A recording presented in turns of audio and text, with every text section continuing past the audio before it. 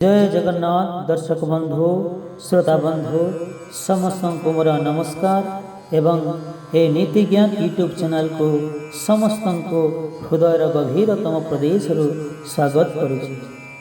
आपण माने समस्ते जानिछन्ति केही तो कहारी नुहंती मानव भवरंग भूमि हाटे सर्वे निज निज कोड़ी सारिले फेरुछन्ति निज बाटे।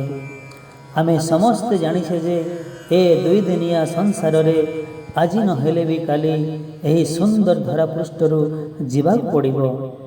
ए मनीष जीवनर अंका बंका चलापथरे केवे फूल तो केवे कंटा, आउ केवे दुख तो केवे सुख, केवे हस तो केवे दुख।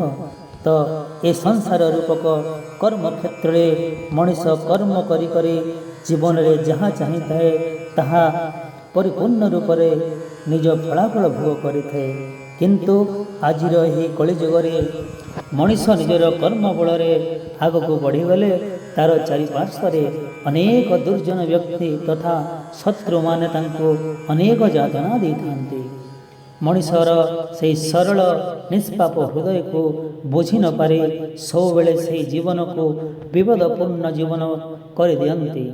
तेणु दर्शक बंधु श्रोता बंधु आज यही भिडियो माध्यम आपण मानू से चाणक्य छटी नियम कहबी जहाँकि शत्रु सहित बिना युद्धरे बिना झगड़े किपरि भाव विजय प्राप्त करें। तो दर्शक बंधु आपण माने ए भिडियोटी को धैर्यर सहित देखंतु, आपणकर दैनंदिन जीवन में व्यवहार करंतु। ये 6टी नियम देखिए आपणकर जीवन मंगलमय हेबो एवं परिवर्तन हो जीव। तो आसंतु दर्शक बंधु श्रोता बंधु आपण मानू से चाणक्यंकर प्रथम नियमटी आपण मानक पाखरे उपस्थापन करुछि जे प्रथम नियम है धर्मर सबुबेले जय होता है एवं अधर्मर विनाश होता है। तेणुक शत्रु जेते भी कष्ट दो जेते भी यातना दे था आमे क्रोधरे आसिकी धर्म को छाणिकी अधर्म बाटरे कदापि जीवा नहीं। कारण व्यक्ति जहाँ भी करू जो प्रकार तरीका योजना व्यवहार ही करि थाओ केबे भी पराजित करि परिबो नहीं। एइथिपाई धर्मर विरोध रे जे ठिया हुए से पराजय ही पराजय होइथे। जेमिति कि आपण माने समस्त जानिछन्ते से महाभारत रे 5 पांडव 100 कौरवंकु नाश करि दैथिले। चाणक्य पुणी कहिबाकू जाउछन्ते जे मनीष हाथ रे किछि नहीं।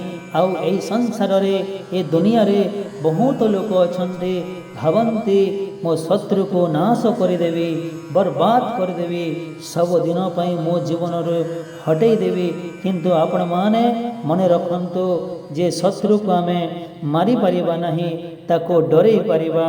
चाणक्य कहन्ति से जन्म एवं मृत्यु केवल से भगवान हाथ में अच्छी। द्वितीय नियम रे चाणक्य कहते जे मूर्ख मनीष केवे हेले निज दोष को जानी पारे नहीं एवं अन्यर छोट छोट भूल को देखिबा पई केते प्रयास करिथे।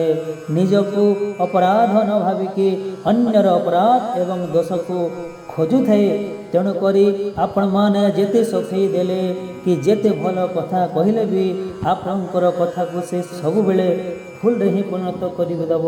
से चाणक्य कहते से लोगों सहित कथबार्ता पादुतुंड न करवा उचित बोले चाणक्य द्वितीय नंबर कहीकि जाइछन्ति। तो दर्शक बंधु श्रोता बंधु तृतीय नियम रे चाणक्य कहते जे शत्रु को केवे हेले दुर्बल भावन्तु नहीं।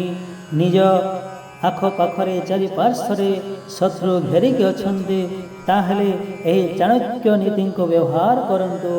शत्रु गोटे हो कि अधिक हो ताहेले केवे भी छानिया हुअन्तु नहीं, बरं तार हाल चाल नजर रखंतु एवं सतर्क रहंतु। चाणक्य कहते जो व्यक्ति शत्रु को देखी डरी जाए लुचि जाए तार शक्ति क्षण हो जाए। तेणुक केवे हेले शत्रु घेरी जाइथिले डरिकी जानतु नहीं।